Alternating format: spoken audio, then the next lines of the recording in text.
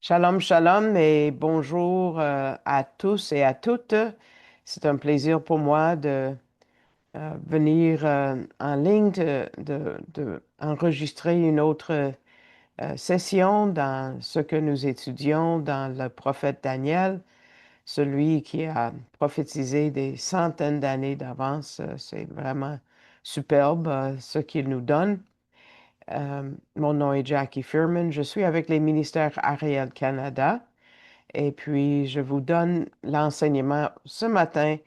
Cette fois-ci, c'est vraiment le matériel du docteur Arnold Fruchtenbaum. Exclusivement, vous allez voir, il n'y a euh, pas d'application directe, sauf que nous savons que Dieu nous donne toutes ces données pour prouver que la Bible est vraie et les prophéties se sont passées exactement comme il les a donnés à Daniel par l'ange inconnu. La dernière fois, nous avons examiné l'histoire jusqu'à la chute d'Alexandre le Grand.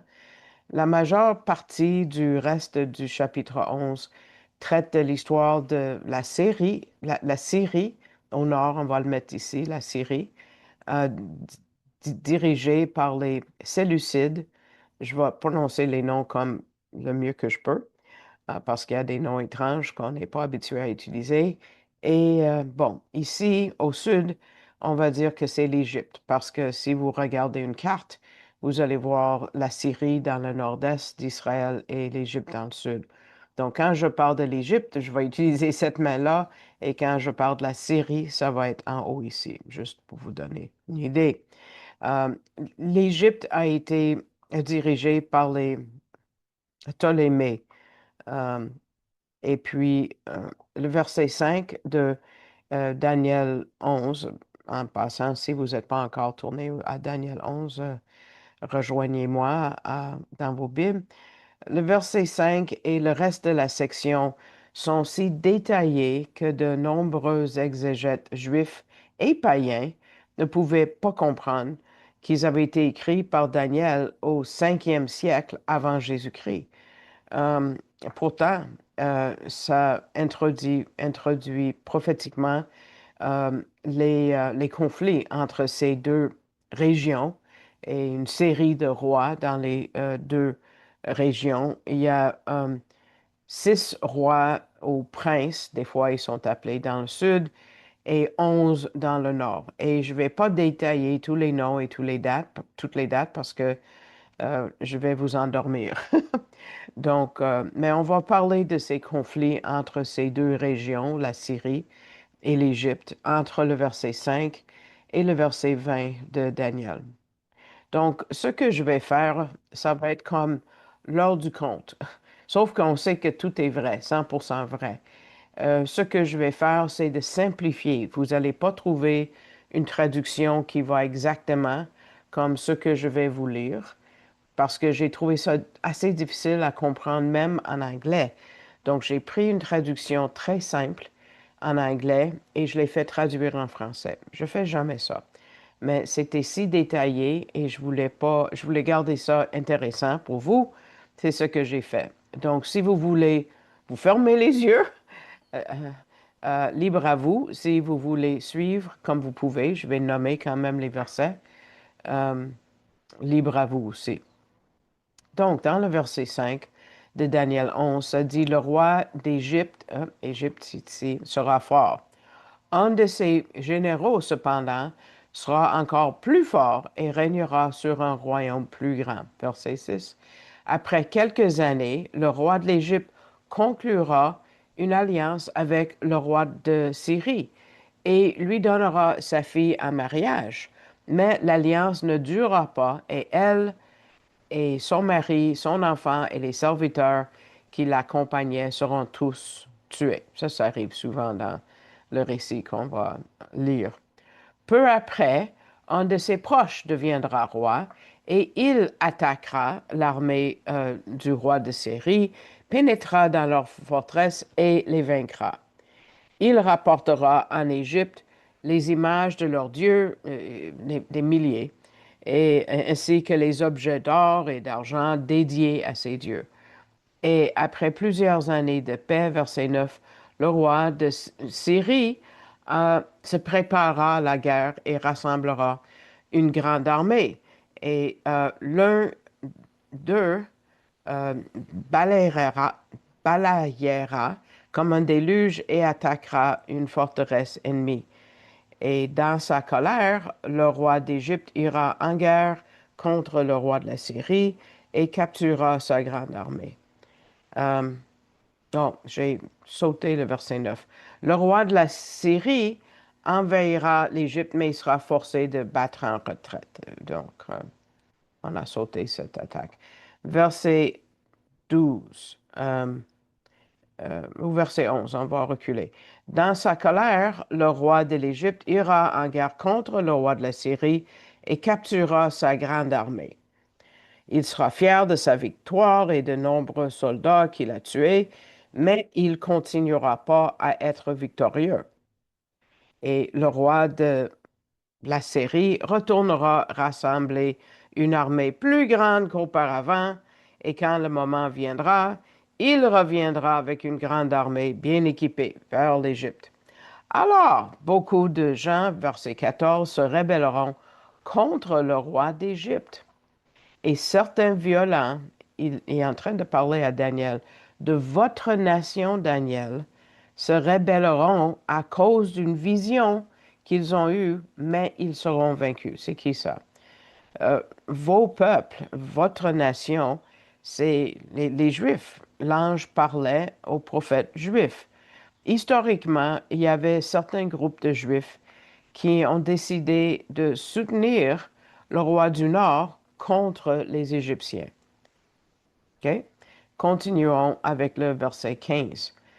Ainsi, le roi de Syrie assiégea une ville fortifiée et la captura. Les soldats d'Égypte ne continueront pas à combattre, même les meilleurs d'entre eux n'auront pas assez de force. L'envahisseur syrien fera d'eux ce qu'il veut, sans opposition. Il se tiendra en terre promise. Ça, c'est Israël, hein? Ça, c'est entre les deux et Israël, et la tiendra entièrement sous son pouvoir. Le roi de Syrie planifiera une expédition, utilisant toute son armée, verset 17, puis pour détruire le royaume de son ennemi, l'Égypte, il conclura une alliance avec lui et lui offrira sa fille en mariage, mais son plan ne réussira pas. Verset 18. Après cela, il attaquera les nations par la mer et en conquérira beaucoup. Mais un chef étranger le vaincra et mettra fin à son arrogance. En effet, il retournera l'arrogance du roi de Syrie. Donc, le roi retournera dans les forteresses de son propre pays, mais il sera vaincu et ce sera sa fin. Verset 20. Il sera suivi par un autre roi qui enverra un officier pour opprimer le peuple avec des impôts afin d'accroître les richesses de son royaume. On sait ce que c'est. Tout, quel leader n'essaie pas d'avoir plus d'argent, hein? Et dans peu de temps, ce roi sera tué, mais pas publiquement et pas au combat. Donc, tous ces détails se sont avérés vrais et puis on peut les regarder dans l'histoire. Et si tout ça vous intéresse, je vous suggère de trouver un commentaire sur Daniel qui traite Daniel littéralement et que comme étant un prophète qui a écrit tout le livre au complet et pas quatre ou cinq ou six ou sept auteurs différents, c'est pas vrai. Et vous allez avoir tous les noms et toutes les dates et tout. Maintenant, on arrive au verset 21, à Antiochus Épiphane. Antiochus le 4 Épiphane. Parce que maintenant, Daniel 11 se concentre sur ce figure qui a clé, qui a aussi joué un rôle majeur au chapitre 8, euh, Antiochus Épiphane. Jusqu'à maintenant, la description du règne de ce roi a permis d'interpréter l'homme comme une forme, un type de l'Antéchrist. Et Daniel 11, 21 à 35 confirme cette impression. Le commentaire de Son Sino, qui est juif, sur Daniel, explique ce passage à ce roi Épiphane. Il dit, avec l'aide du roi de Pergame, Antiochus réussit à obtenir le trône malgré les intrigues de l'assassin de son frère. Donc, il y a quatre parties entre le verset 21 et à 35. Il y a l'ascension de Antiochus au pouvoir, versets 21 à 24, la première campagne d'Égypte, versets 25 à 28, la troisième campagne d'Égypte, le deuxième n'est pas mentionné, versets 29 et 30, et la persécution des Juifs qui commence au verset 30 et qui continue jusqu'au verset 35. Donc, nous continuons avec le texte au verset 21 maintenant. L'ange poursuivit en expliquant, le prochain roi de Syrie, et on parle d'Antiochus, sera un homme mauvais, qui n'a pas le droit d'être roi, mais il viendra à l'improviste et prendra le pouvoir par la ruse. Quiconque s'oppose à lui, même le grand prêtre de Dieu, sera balayé et anéanti. Verset 23. En concluant des traités, il trompera d'autres nations, et il deviendra de plus en plus fort, même s'il ne gouverne qu'une petite nation. Il envahira une province riche, sans prévenir, et fera des choses qu'aucun de ses ancêtres n'a jamais faites. Ensuite, il partagera entre ses fidèles les biens et les biens qu'il a capturés aussi lors de la guerre. Il planifiera d'attaquer les forteresses, mais son temps sera bientôt écoulé. Dieu est en contrôle. Verset 25. Il lèvera hardiment une grande armée pour attaquer le roi d'Égypte. Encore Égypte en bas ici, qui se préparera à riposter avec une armée immense et puissante. Mais le roi d'Égypte sera trompé et ne réussira pas.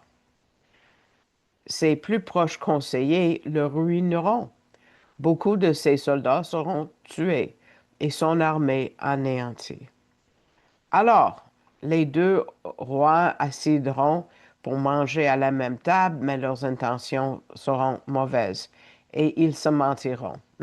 On a ça dans l'Iran aujourd'hui, les, les gens qui mentent. Ils n'obtiendront pas ce qu'ils veulent, car le moment n'est pas encore venu, encore le contrôle de Dieu. Le roi de Syrie rentrera chez lui avec tout le butin qu'il a capturé, déterminé à détruire la religion du peuple de Dieu, encore en Israël. Il fera ce qu'il veut, puis retournera dans sa propre terre.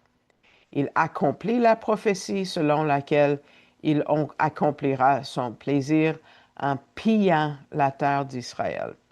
Ça, c'est l'histoire en 1 et 2 Maccabées, si vous voulez lire l'histoire. Il tua 40 000 hommes, femmes et enfants, et prit 40 000 autres Juifs en esclavage et a causé beaucoup de souffrance en Israël. Encore, le même commentaire de Sonsino résume la situation de la manière suivante. Sur le chemin de retour vers la Syrie, Antiochus fit une visite à Jérusalem, ici, entra dans le sanctuaire, emporta certains de ses navires et tua de nombreux citoyens. Finalement, Antiochus Épiphane retourne sur sa propre terre. Donc, continuons avec le texte, verset 29.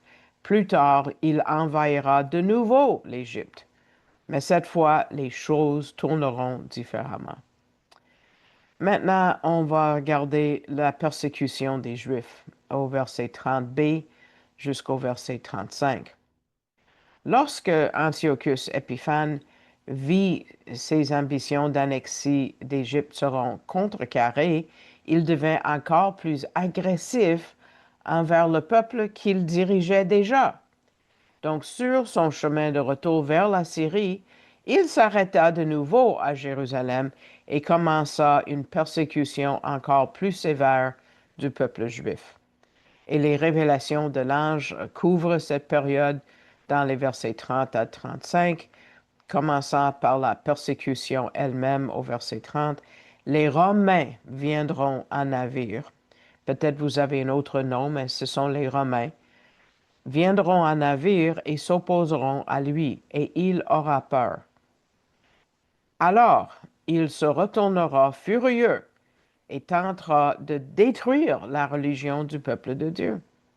Il suivra les conseils de ceux qui ont abandonné cette religion.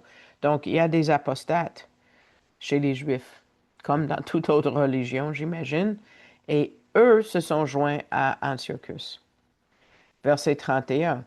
Certains de ces soldats rendront le temple rituellement impur.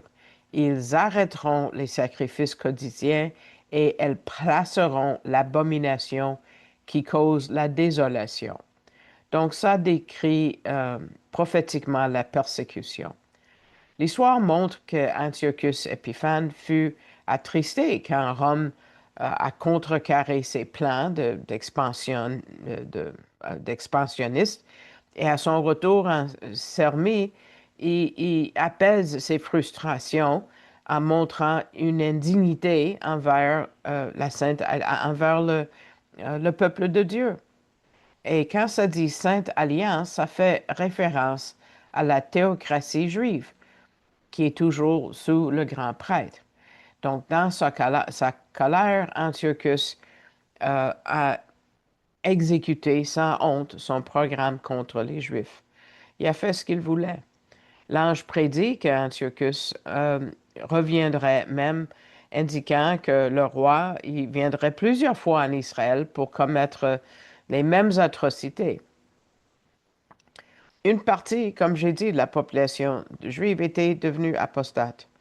Ils soutenaient l'application de la culture parce que les Grecs avaient imposé la culture grecque, de helléniser, comme on dit, euh, les Juifs et toutes les autres cultures qu'ils avaient rencontrées. Et, euh, et donc, ils avaient imposé la littérature grecque, la religion grecque, et il y avait un grand prêtre illégitime, Ménélas, qui était subordonné à la culture grecque aussi. Donc, on appelle ces gens des hellénisants. Et ils avaient abandonné la foi, la vraie foi, exactement comme l'ange avait prédit. On voit l'apostasie en Maccabée 4, 2 Maccabée 4, versets 7 à 50, donc c'est long, on ne va pas le lire. Euh, donc, ils ont pris parti avec Antiochus, ces Juifs. Verset 32. Par la tromperie, le roi gagnera le soutien de ceux qui ont abandonné leur religion, comme on vient de dire. Mais ceux qui suivent Dieu riposteront, parce qu'il y a toujours un reste, mes amis, n'est-ce pas? Toujours un reste. Et ça, ce sont les Maccabées. Premier Maccabée 1,43 euh, parle de comment ces Juifs apostates ont aidé Antiochus. Et ça dit, oui, beaucoup d'Israélites consentirent aussi à sa religion grecque, sacrifièrent aux idoles et profèrent le sabbat. Et un sabbat précis, Antiochus Épiphane allait jusqu'à profaner le sanctuaire en offrant un cochon sur l'autel. 1 Maccabée 1,47 dit, parle de cette atrocité, dit ériger des autels, des bosquets, des chapelles d'idoles, du sacrifice, de la chair de porc et des bêtes impures. Quelle horreur! Outre le sanctuaire, Antiochus a aussi profané la forteresse qui gardait le temple. Encore là, je vais vous lire 1 Maccabée 1, versets 33 à 37. Puis ils fortifièrent la ville de David avec un grand mur solide et des solides tours, et elle devint leur citadelle. ils y stationnèrent un peuple pécheur, des hommes qui étaient des renégats. Donc, ce sont des gens juifs qui avaient abandonné leur foi.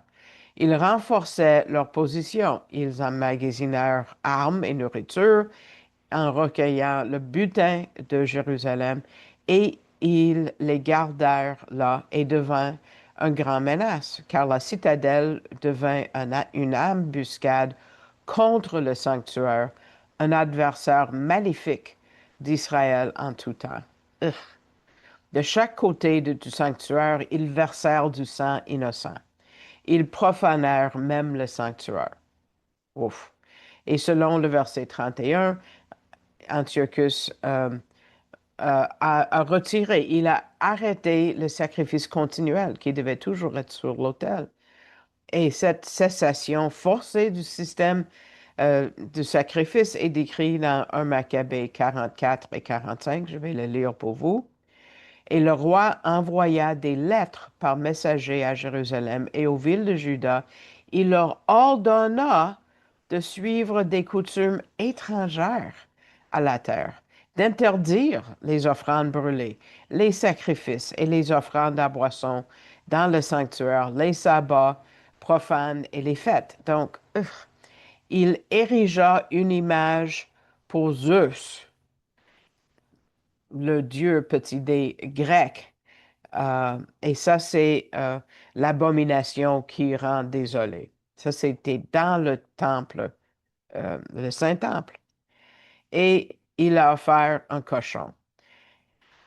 Toutes les observances du sabbat ont été interdites et puis certains soldats ont même pratiqué la prostitution et d'autres rites sexuels dans l'enceinte du temple juif. Encore, cette situation est décrite dans 2 Maccabées, maintenant chapitre 6, versets 2 à 5. Peu de temps après, le roi envoya Guéron l'Athénien pour forcer les Juifs à abandonner leurs lois, les lois de leurs ancêtres, et à ne plus vivre selon les lois de Dieu, mais aussi profaner le temple de Jérusalem et le dédier à Zeus, olympien, et celui du mont Gérazim à Zeus, euh, des étrangers comme les habitants locaux avaient l'habitude de l'être. Donc, c'était un mal dur et totalement intolérable. Et les païens remplissaient le temple de débauche et de réjouissance. C'est des versets en 2 Maccabées.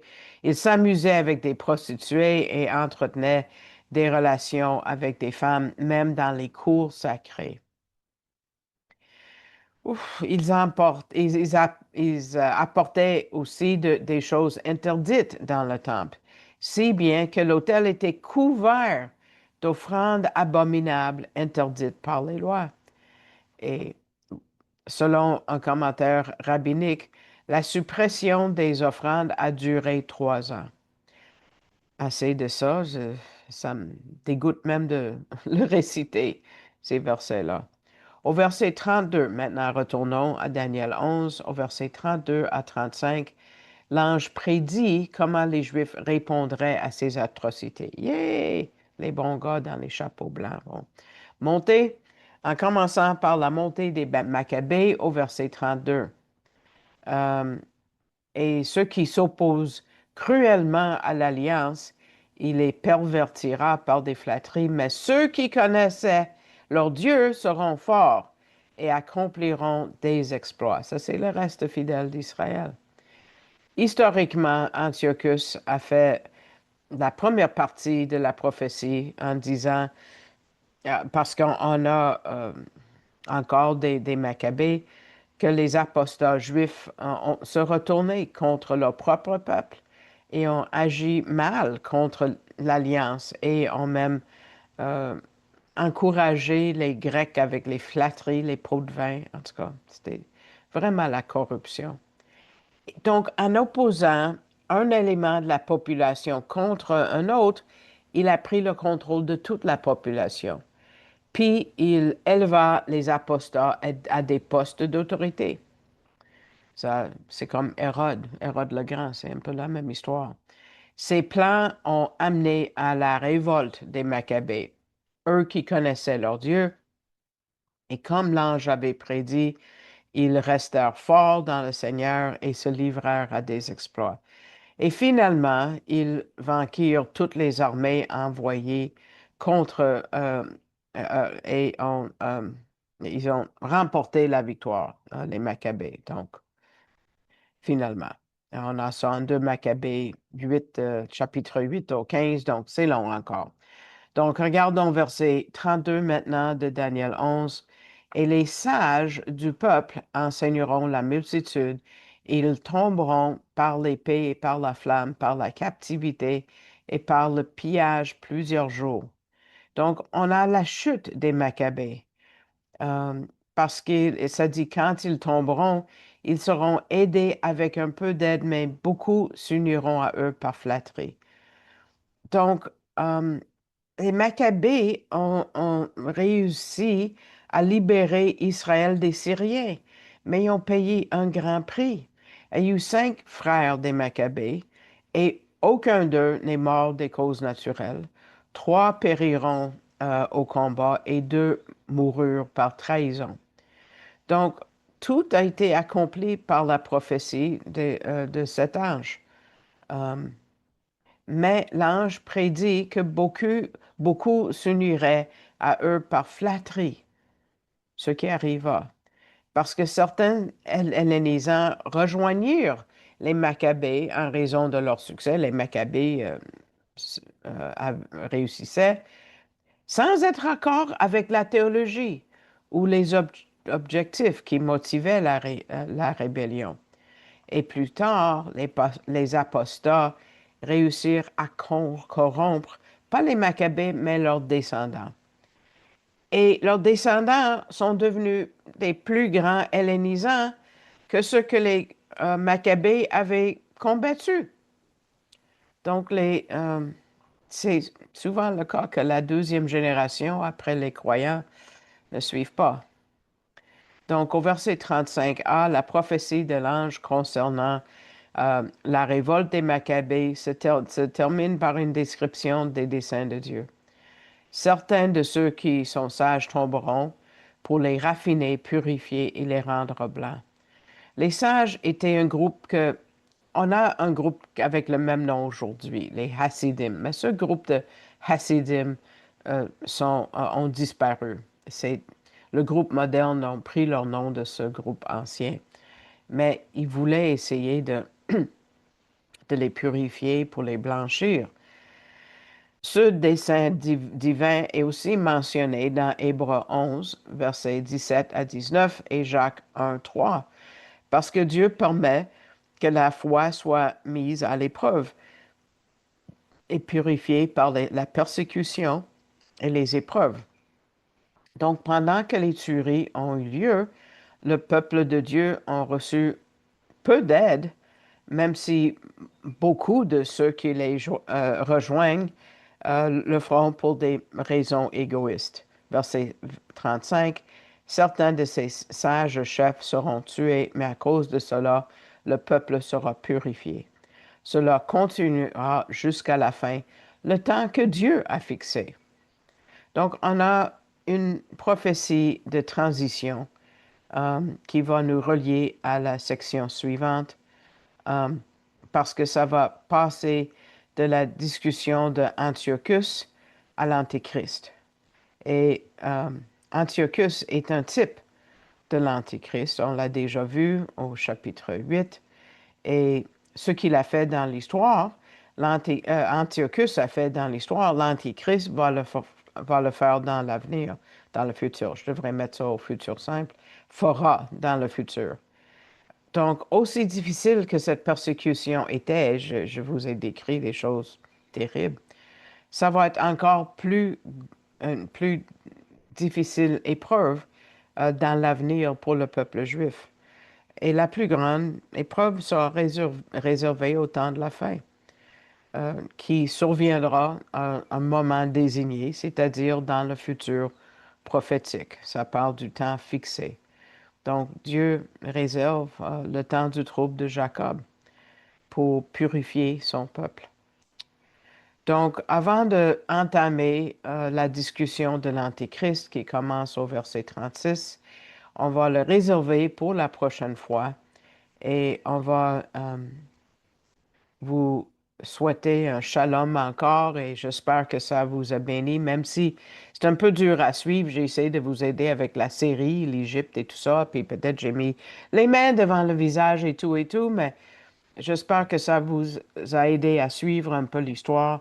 L'histoire est un peu sèche à suivre, mais ce qui est spécial, c'est de voir comment tout s'est passé exactement dans le moindre détail, les mariages qui n'ont pas fonctionné, les leaders qui ont été assassinés, tout est détaillé en Daniel 11 et c'est extrêmement détaillé.